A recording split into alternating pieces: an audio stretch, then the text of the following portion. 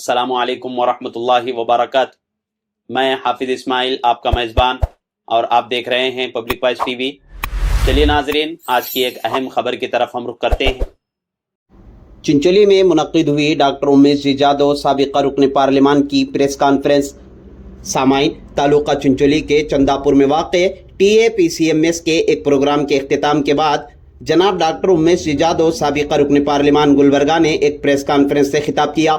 आपने सहाफ़ियों से बात करते हुए कहा कि ये हुकूमत कितने दिन चलेगी इसका अंदाज़ा नहीं लगाया जा सकता और हम चाहते हैं कि कोई भी रियासत का वज़ीर आला बने वो दलित हो। और जनाब खरगे साहब ज़ुबान के पक्के हैं, वादे के मुताबिक अपना वादा निभाएं। उन्होंने यहीं पर बस नहीं किया बल्कि आपने मज़ीद कहा कि हाईकमान के कमज़ोर रहने की वजह से रियासत में ये सब कुछ देखना पड़ रहा है। वोट चोरी का मुद्दा बनाकर पूरे मुल्क में कन्फ्यूजन पैदा किया गया, लेकिन क्या हुआ आपने बिहार इलेक्शन में देखा।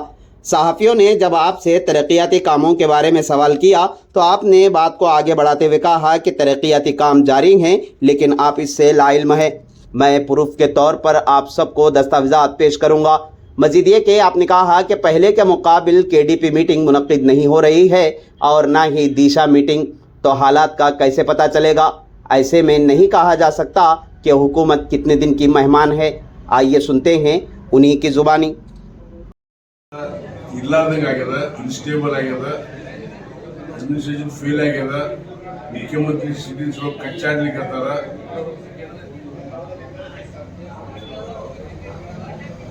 ಇವತ್ತು ದಿನ ದಿನ ಬೇರೆ ಬೇರೆ ಬೆಳವಣಿಗೆ ಆಗ್ಲಿಕ್ಕತ್ತದ. ಇವತ್ತು ದಲಿತ್ CM ಅಂತ ಹೇಳಿಕತ್ತಾರ. ನಮ್ದು ಮನಸ್ಸಿನಾಗದ ದಲಿತ್ CM ಆಗ್ಬೇಕಂತ. ಇವತ್ತು DK ಶಿವಕುಮಾರ್ ಅವರಿಗೆ ಮಾತು ಕೊಟ್ರ ಅಂತ ಹೇಳಿ ನಮಗೆ ಗೊತ್ತಾಗ್ಯದ. ಒಳಗಡೆ ಸ್ಪೆಷಲ್ ಕಾನ್ಫಿಡೆನ್ಷಿಯಲ್ ಮೀಟಿಂಗ್ ನಡೆದಾಗ DK ಶಿವಕುಮಾರ್ಗೆ ಮುಖ್ಯಮಂತ್ರಿ ಮಾಡ್ತೀವಿ 2.5 ವರ್ಷ ಅಂತ ಹೇಳಿ ವಿಶ್ವಾಸ ಕೊಟ್ಟಾರೆ ಅಂತ ಹೇಳಿ ಪ್ರತಿಯೊಬ್ಬರು ಭಯ ಬಂದಿದೆ.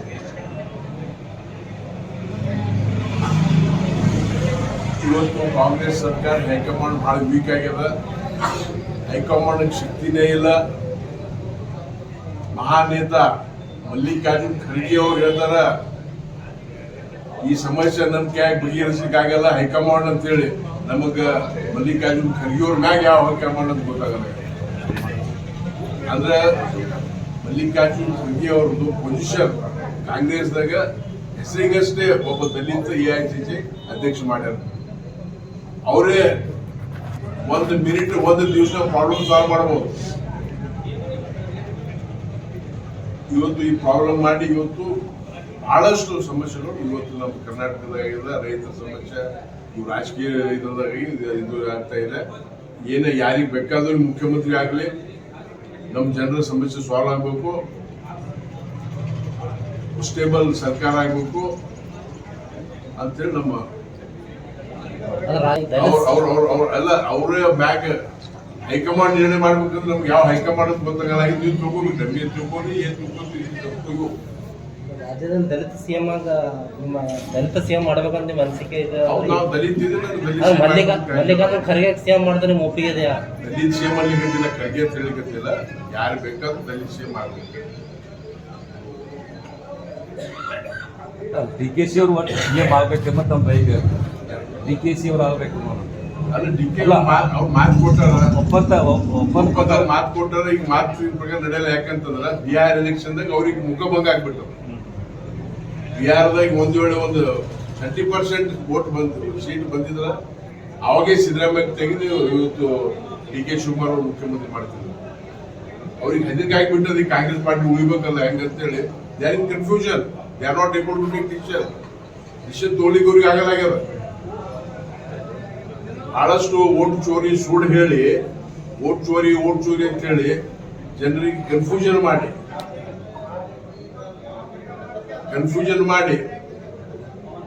ಆ ವೋಟ್ ಚೋರಿ ಹೆಸರ ಮೇಲೆ ನಾವು ವೋಟ್ ತಗೋಬೇಕಂತ ಪ್ರಯತ್ನ ಮಾಡ್ಯಾರ. ಅದು ವೋಟ್ ಪುಷ್ ಆಗಿಬಿಟ್ಟದ.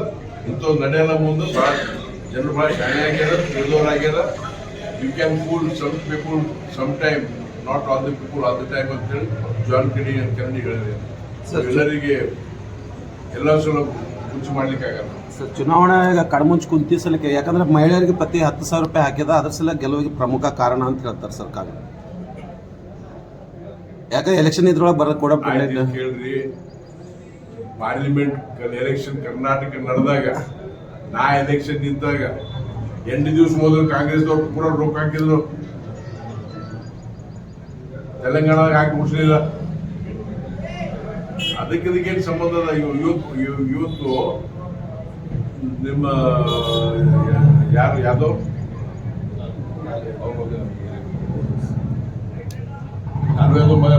ಅಖಿಲೇಶ್ ಅಖಿಲೇಶ್ ಏನ್ ಹೇಳಿದ್ರು, ಪ್ರತಿ ಮನೆಗೆ ಒಂದೊಂದು ನೌಕರಿ तेजस्वी यादव ಏನ್ ಹೇಳಿದ್ರು, हर घर में एक एक हम सरकारी नौकरी देंगे. ಯಾಕೆ ಅವ್ರಿಗೆ ವೋಟ್ ಹಾಕ್ಲಿಲ್ಲ? 10,000 ದೊಡ್ಡದ ನೌಕರಿ ದೊಡ್ಡದು. ನೀವು ಲಾಜಿಕ್ ಪ್ರತಿ ಮನೆಗೆ ಒಂದು ನೌಕರಿ ದೇವರಿಗೂ ಸಾಧ್ಯ ಇಲ್ಲ. ಅಷ್ಟು ಸುಳ್ಳು ಹೇಳಿದ್ರು ಕೂಡ ಜನ ಗೊತ್ತದ ಯಾರು ಸುಳ್ಳು ಹೇಳ್ತಾರೆ, ಏನ್ ಹೇಳ್ತಾರೆ. ಅದು 10,000 ಬರಲಿಲ್ಲ, ಏನ್ ಪ್ರಯೋಗ ಮಾಡಿಲ್ಲ. ಡೆವಲಪ್ಮೆಂಟ್ ಅಭಿವೃದ್ಧಿ ಅದು ಏನಂತಂದ್ರೆ ಜಂಗಲ್ ರಾಜ್ ಇತ್ತು, ಜಂಗಲ್ ರಾಜ್ಯದಿಂದ ಈಗ ಶಿವರಾಜ್ ರಾಜ್ ಆಗ್ಲಿ ಅಂತದ. ಅವಾಗ ಅವ್ರು ಹೇಳದೆ 20 ವರ್ಷಗಳಿಂದ ತಮ್ಮದೇ ಆದಂತ NDA ಸರ್ಕಾರ ಇದೆ ಸರ್. ಜಂಗಲ್ ರಾಜ್ ಅಲ್ಲ, ನಾವು 20 ವರ್ಷದಿಂದ ನಮ್ಮ ಸರ್ಕಾರ ಬಂದಾಗ ಈಗ ರಾಮರಾಜ್ ಆಗ್ಲಿ ಅಂತದ. ಮೊದಲ ಒಂದು ಉದಾಹರಣೆ ಹೇಳ್ಬೇಕಂತಂದ್ರೆ ಜಂಗಲ್ ರಾಜ್ ಯಾಕೆ ಆಗ್ತದಂದ್ರ, ಲಾಲೂ ಪ್ರಸಾದ್ ಯಾದವ್ ಅವ್ರ ಮನೆಗೆ ಒಂದು ಮದುವೆ ಇತ್ತು. ಮದುವೆಗೆ ಗಾಡಿಗಳು ಇರ್ಲಿಲ್ಲ, ಕಾರ್ಗಳು ಗೆಸ್ಟ್ ಇಶ್ಯೂ ಮಾಡ್ಲಿಕ್ಕೆ ಎಲ್ಲ ಶೋರೂಮ್ ಅಟ್ಯಾಕ್ ಮಾಡಿ ಎಲ್ಲ ಹೊಸ ಗಾಡಿಗಳು ತಂದು ಅವು 6 ತಿಂಗಳು ಉಪಯೋಗ ಮಾಡಿ ವಾಪಸ್ ಕಳ್ಸ್ಯಾರ. ಇಂಥವು ಸಾವಿರಾರು ಉದಾಹರಣೆ ಅವು ಜಂಗಲ್ ರಾಜ್. ಅದಕ್ಕೆ ಈಗ ನಮ್ಮ ಸರ್ಕಾರ ಬಂದು ಬಹಳಷ್ಟು ಚೇಂಜಸ್ ಆಗ್ಲಿಕ್ಕೆ. ಅದಕ್ಕೆ ಜನರು ಯಾರು ಒಳ್ಳೆಯವರು ಕೆಲಸ ಮಾಡ್ತಾರ ಅವ್ರಿಗೆ ಆಶ್ವಾಸ ಮಾಡ್ತಾರೆ. ಈಗ ಇನ್ನೊಂದ್ಸತಿ ಕಾಂಗ್ರೆಸ್ ಪಕ್ಷದಲ್ಲಿ ಒಪ್ಪಂದ ಒಳ ಒಪ್ಪಂದ 2.5 ವರ್ಷ ಅದರಂತೆ ಶಾಸಕ ನಡ್ಕೊಳ್ಬೇಕು, DKಶಿ ಅಧಿಕಾರ ಕೊಡ್ಬೇಕು ಅನ್ನೋದೊಂದು ನಡೀತಾ ಇದೆ. ಒಪ್ಪಂದ ಅಗ್ರಿ ಆಗ್ಬೇಕು. ಈಗ ಮಲ್ಲಿಕಾರ್ಜುನ್ ಖರ್ಗೆ ಅವರು ಈಸ್ ನೋನ್ ಫಾರ್ ಮಾತಿನ ಪ್ರಕಾರ ನಡೆಯೋದು. ಹೌದಾ? ಮಲ್ಲಿಕಾರ್ಜುನ್ ಖರ್ಗೆ ಅಂತ ನುಡಿದಿದ್ದನ್ನು ನಡೆಯೋರು. ಸಿದ್ದರಾಮಯ್ಯ ಅವ್ರು ಏನ್ ಹೇಳ್ತಾರೆ ಅದು ನಡಿಬೇಕು.